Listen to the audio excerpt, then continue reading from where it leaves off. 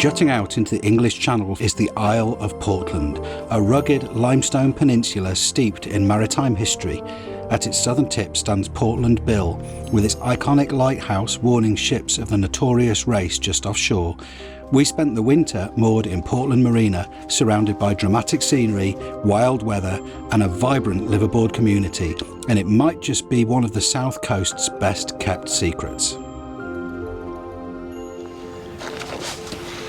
Hello and welcome to a very special episode of Sailing Melody. We are Andy, Melissa, Jack and Oliver. And we've been living aboard our 50-year-old classic sailing yacht for the past few years. Last year we left North Wales, sailed the whole Welsh coast, down round Cornwall, finally ending up in Portland where we are now. So in this episode we're going to give you a rundown of what we've been up to across this winter. and our honest opinion of what winter has been like living on the South Coast. Here at Portland Marina, where we spent the entire winter doing lots of work preparing for the next stage of our journey. Why am I standing outside Lidl doing an embarrassing piece to camera in public? Well, this supermarket is literally 4 minutes walk from the marina where we've been staying all winter, and they don't sponsor us.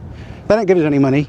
We've had a small discount from Boatfolk, but we've paid for our winter berth at Portland all winter. So I'm going to talk about a few of the reasons why we've really enjoyed our stay in Portland.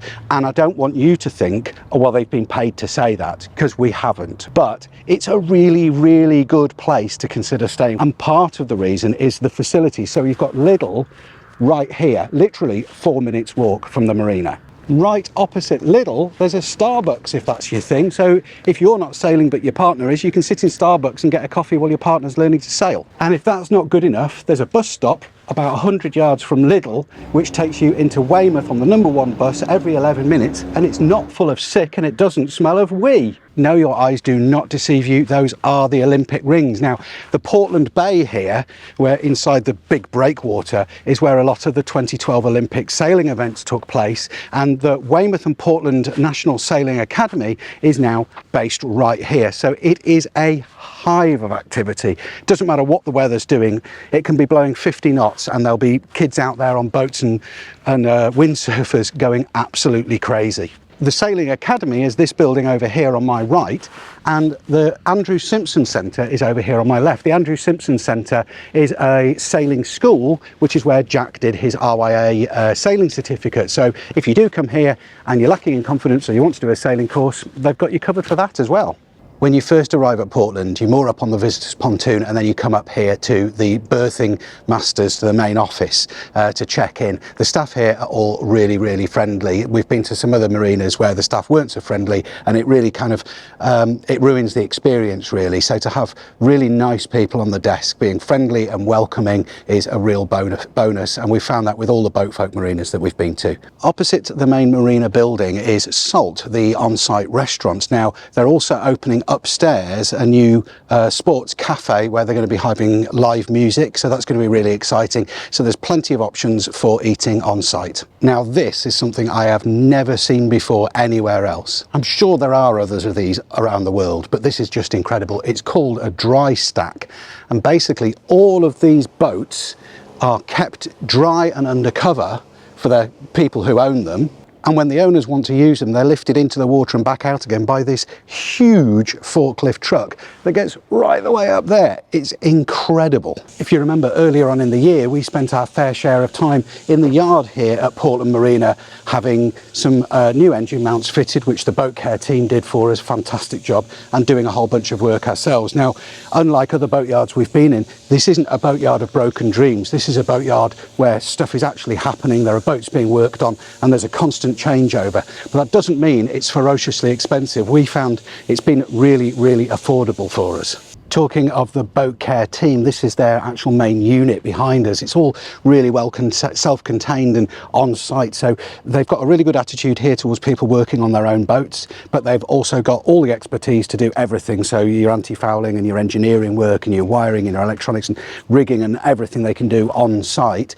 But they don't mind people tackling problems on their own boats and working on their own boats as well, which, you know, can be an issue in some yards. And as you'd expect, there's a fully fledged boat store here, so anything that you need to do your maintenance, whether they're doing the work for you or you're doing it yourself, you can get here. So everything from anti-foul to anodes to, you know, chandlery and bits and pieces and shackles, you can get, and anything that they haven't got in stock, they'll get in for you really quickly. Another shop that I found really useful is mechanical services, mech services, just here.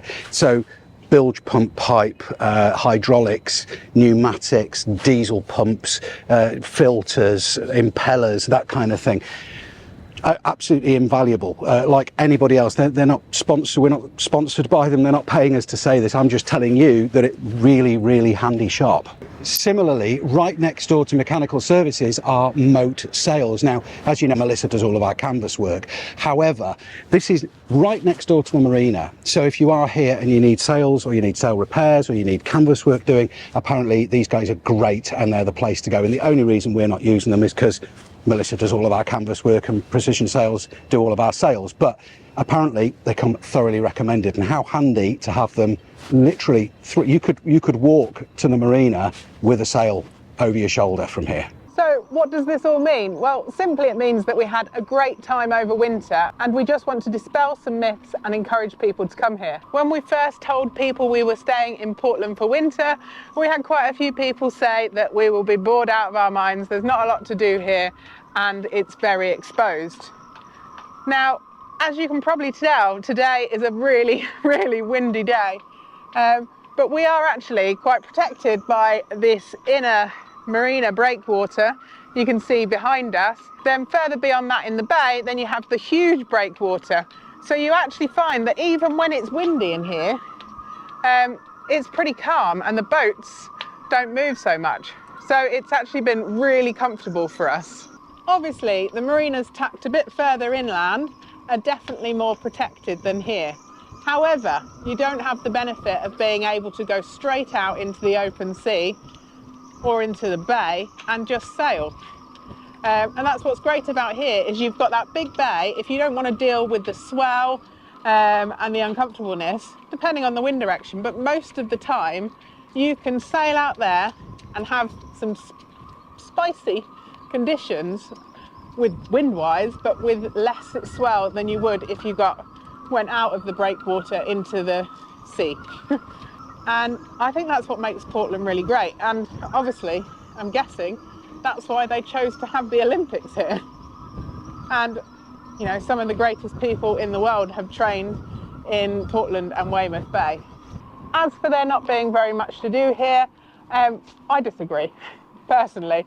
I think it's great. You have the peacefulness of not being in a inner town marina, which obviously some people love.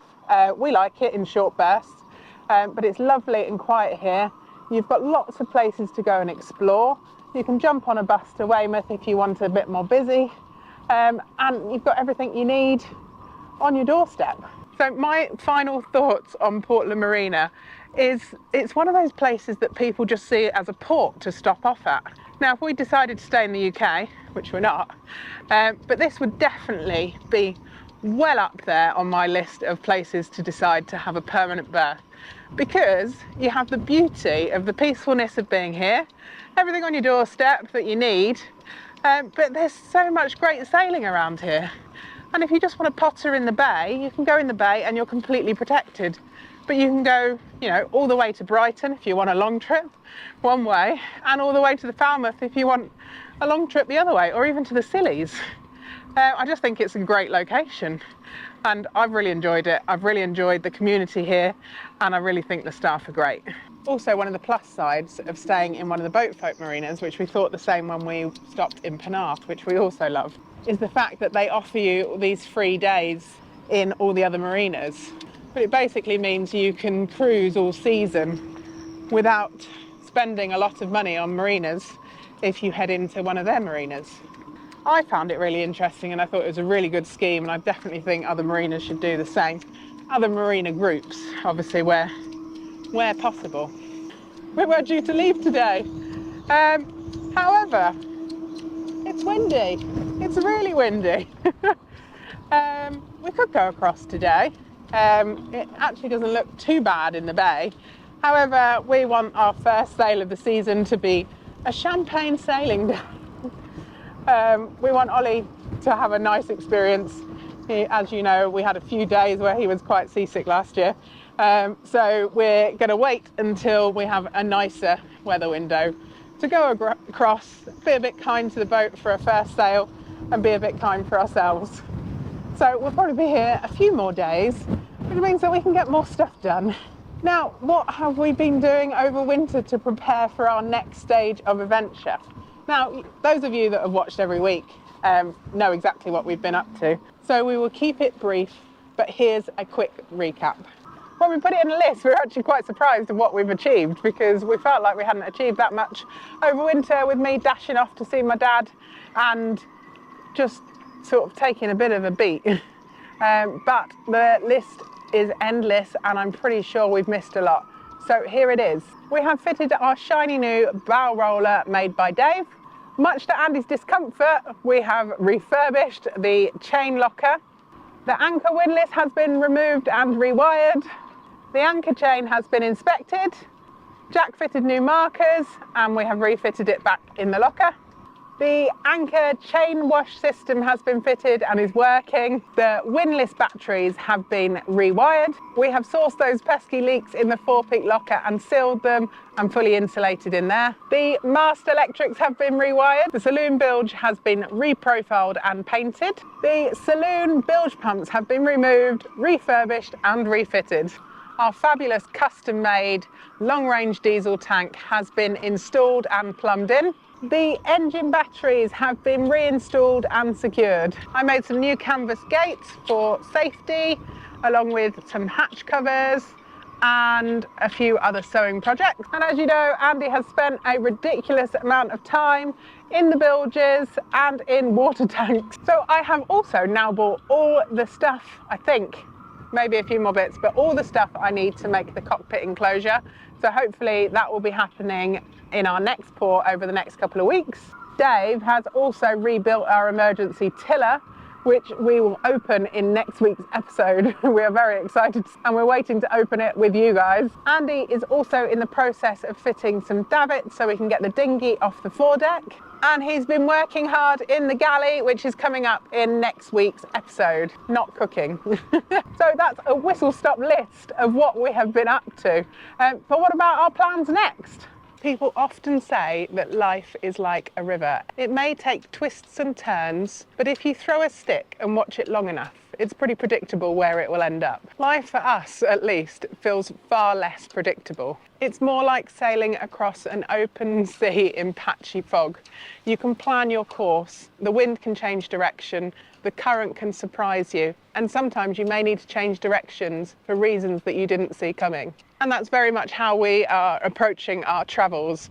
Over the next coming months, we plan to slowly sail at the south coast of England, possibly revisiting some places that we didn't spend as much time as we wanted to, while I sort out care for my dad when I can't get there quite as frequently. Once we feel that's all in place, then we'll cross to France and spend the summer exploring Normandy and Brittany. But we hold those plans pretty lightly, not because we're unfocused or directionless, but because we've learned how changeable life can be. And we like to stay open and flexible and in a position where we can change our course if need be. So over the coming episodes, you're likely to see us exploring more of the south coast and hopefully in France towards the end of the summer.